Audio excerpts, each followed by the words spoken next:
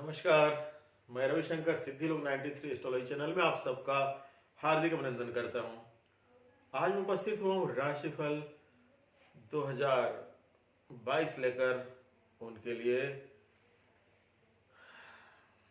जिनकी राशि कर्क है। कर्क अर्थात कैंसर, और आपकी पत्रिका में 4 के साथ चंद्र होगा।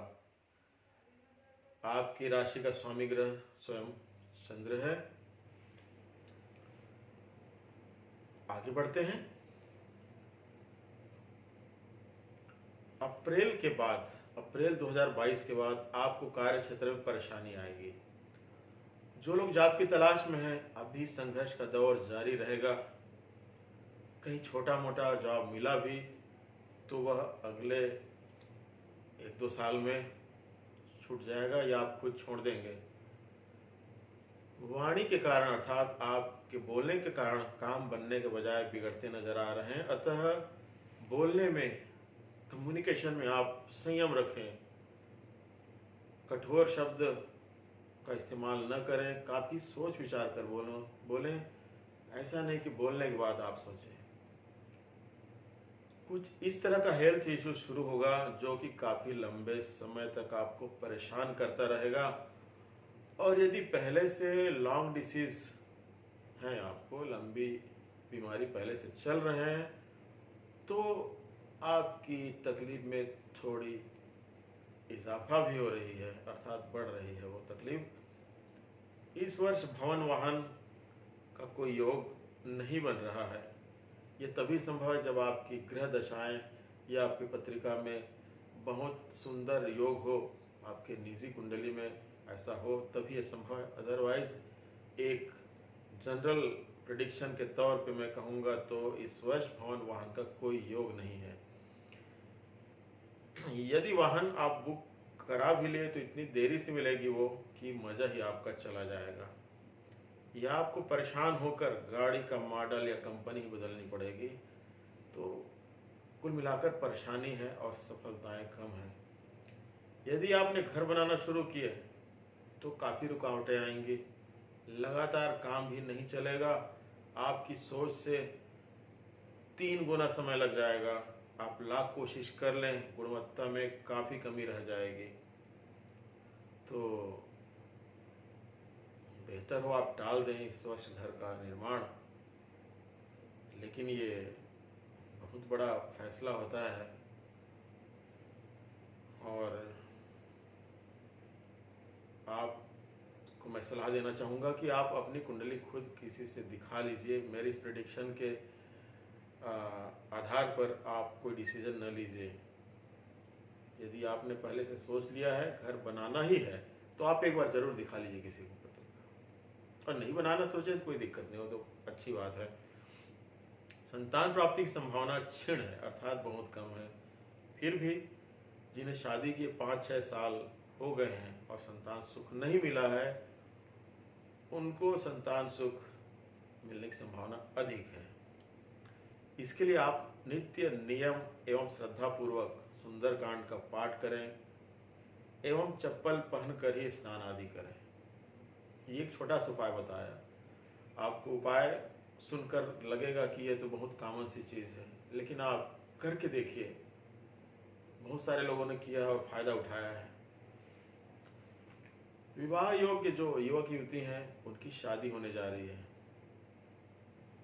लेकिन एक बात कहना चाहूँगा कि आपकी शादी में, इस नए संबंध में कोई आपका अपना खास जो रिलेटिव भी हो सकता है, आपका संबंधी भी हो सकता है, बाधा खड़ी करने का प्रयास जरूर करेगा या आपका मजा बिगाड़ेगा वो। अतः ऐसे नज़दीकी लोगों पर नज़र रखें जो आपके खास हैं या खास बनते हैं।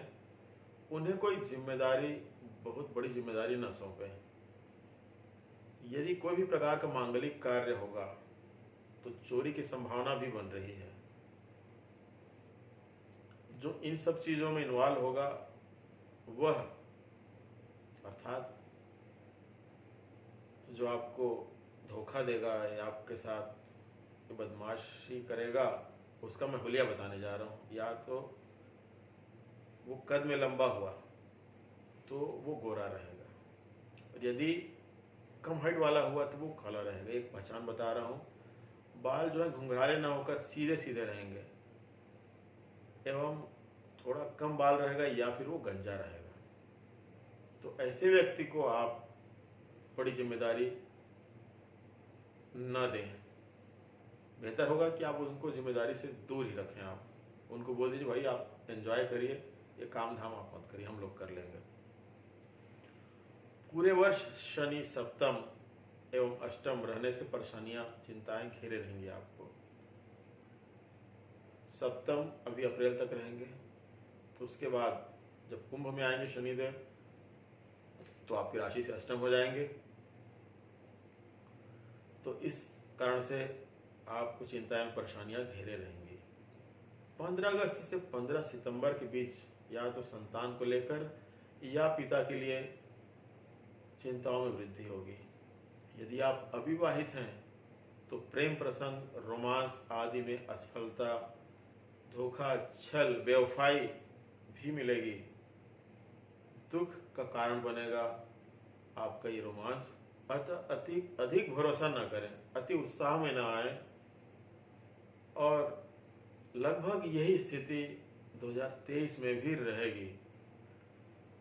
व्यापार व्यवसाय में मुनाफा कम होने है, अतः बहुत ज़्यादा उम्मीद न रखें। प्रयास जारी रखें, लेकिन बहुत बड़ा इन्वेस्ट न करें, कोई नया कारोबार न करें इस वर्ष। और उधारी देने से भी कृपया बचें, नहीं तो आपकी रातों की नींद हराम हो जाएगी, आपको पैसा मिलना दुभर हो जाएगा। विदेश यात्रा करने वालों के लिए अप्रैल के बाद योग अच्छा बन रहा है, किंतु इसमें यात्रा के दौरान आप कुछ रुकावट या परेशानी जरूर महसूस करेंगे। पूरे वर्ष माता पिता का विशेष ख्याल रखें। ऐसा मैं शनि राहु केतु के गोचरीय स्थिति के कारण कह रहा हूं। इससे देखिए, शनि सप्तम अष्टम भाव से गुजरेंगे और राहु पहले तो वो एकादश में रहेंगे, फिर बाद में 10वें हो जाएंगे आपकी राशि से। केतु पहले पंचम में रहेंगे, बाद में वो चतुर्थ हो जाएंगे। तो इन सब कारणों से आपके माता पिता की तबीयत थोड़ी नाजुक हो सकती है। विद्यार्थी वर्ग असंतुष्ट रहेगा, क्योंकि मेहनत का फल पूरा पूरा नहीं मिल रहा है इस वर्ष। अतः जरूरी है कि आप पहले से अधिक मेहनत करें। और एक छोटा सा उपाय बता रहा हूँ, पीपल के जड़ में जल अर्पित करें शनिवार को स्नान के पश्चात। वो पीपल का पौधा नहीं होना चाहिए, एक पेड़ होना चाहिए पर्याप्त विकसित। और जल अर्पित करने के पहले वहाँ पर की साफ सफाई कर दें। वहाँ कांटा है, लकड़ियाँ टूटी हुई हैं, वहाँ पर किसी ने कागज़ फेंक दिया है, पॉलीथीन है और पीपल के सूखे पत्ते हैं, जो भी कचरा है वहाँ पर उसको आप साफ जरूर करिएगा। उसके बाद जल अर्पित करिए और प्रणाम करके आ जाइए। आपको कुछ मांगने की जरूरत नहीं है। पीपल वृक्ष साक्षात देव हैं वो, तो आपकी मनोदशा वो सब समझेंगे और जो आपको चाहिए वो जरूर आपको मिलेगा। संतान के लिए एक सुखद समय है। यह समय ऐसा है कि उनको सर्विस जॉब जरूर मिलेगी, यदि वो इस योग्य हैं और संघर्ष कर रहे हैं। योग्य का मतलब पर्याप्त क्वालिफिकेशन है और सर्विस या जॉब के इच्छुक हैं, तो उनका सपना जरूर पूरा हो रहा है। और इस प्रकार आपका ही सपना वो पूरा करेंगे इस वर्ष। या तो उनकी सर्विस सरकारी होगी उच्च पद पर, या किसी बड़ी कंपनी को ज्वाइन करेंगे। तो बहुत अच्छी खबर है आपके लिए, बधाइयाँ आपको।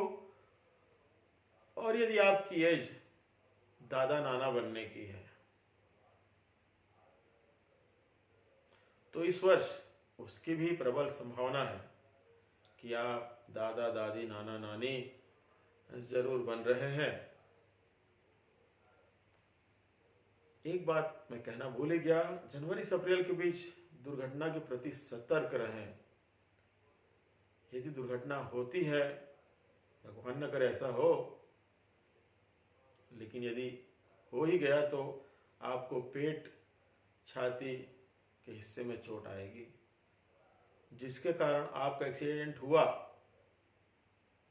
जिस व्यक्ति के कारण, यदि वो व्यक्ति बड़ा बुजुर्ग है तो आपके पैर में भी चोट लगेगी।